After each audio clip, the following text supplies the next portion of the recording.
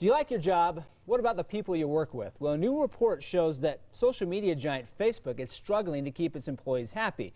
What we want to know, is that just a Facebook, or is job satisfaction not what it used to be? So we're talking with business expert here, Jeff Lerner from Entre Nation. Am I saying that right, Jeff? Entre Nation, yes, sir. It's today's sponsored segment. Jeff, thanks for being with us here today. My pleasure. So is Facebook the only one struggling keeping up job satisfaction, or is it bigger than that? No, it's definitely bigger than that. I think Facebook embodies a trend, and I would suggest Facebook's problems are pretty representative, which is the number one thing that, I think there's a lot of talk around millennials and young employees, and it's all perks and benefits and who's got a foosball table and a cereal bar. That's not actually what makes people happy.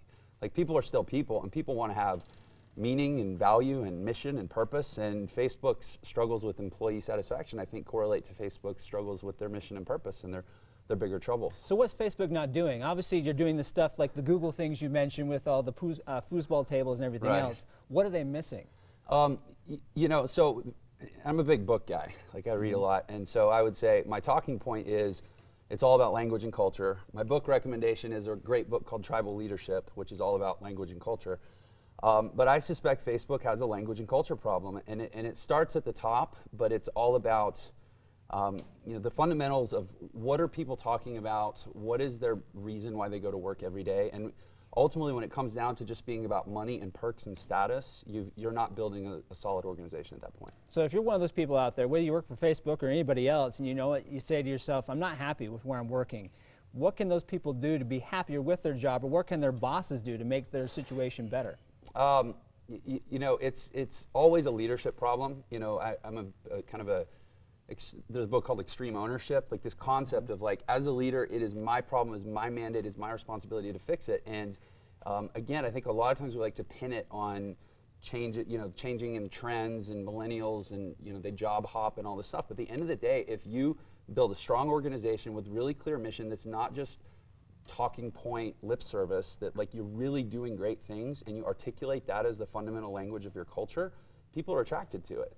And I think a lot of companies have just started pandering to the perk mindset. They think it's a competition of perks. It's not a competition of perks. People want to have value and feel valued and do valuable things. So do you see more of a trend where people are leaving their jobs, those traditional 9 to 5 hours, and doing their own thing? Yeah, I think that the big shift in the landscape is that fundamentally companies used to view employees as their biggest asset. And now, if you sit in boardrooms and you listen to consultants, companies view employees as their biggest liability.